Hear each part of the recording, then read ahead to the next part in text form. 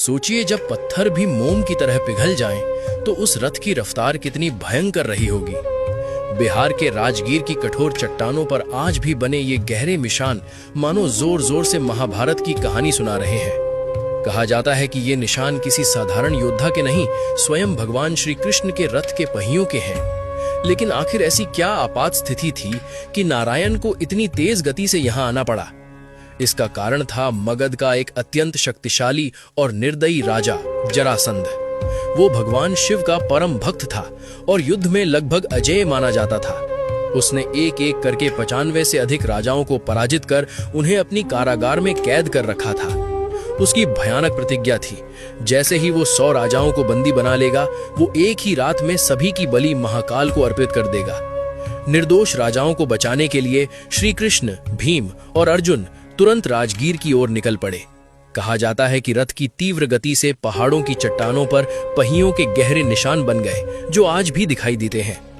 राजगीर पहुंचकर कृष्ण ने सीधे जरासंध को युद्ध की चुनौती दी। जरासंध ने कुश्ती के लिए भीम को चुना, लेकिन यह कोई साधारण युद्ध नहीं था।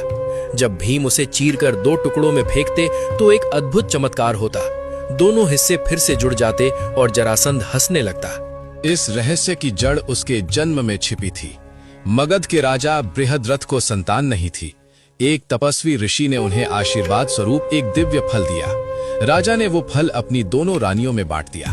समय आने पर दोनों के गर्भ से शरीर के आधे आधे निर्जीव भाग जन्मे।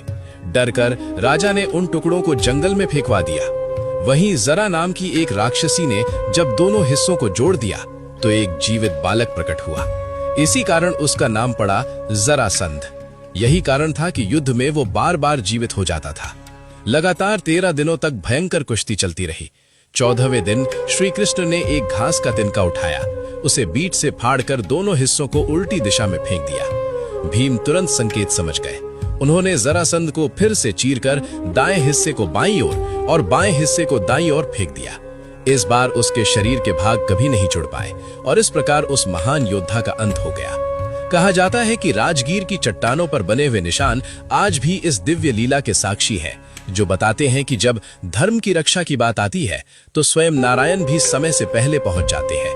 अगर आप भी श्री कृष्ण में आस्था रखते हैं तो कमेंट में पूरे विश्वास के साथ लिखें, जय श्री कृष्ण।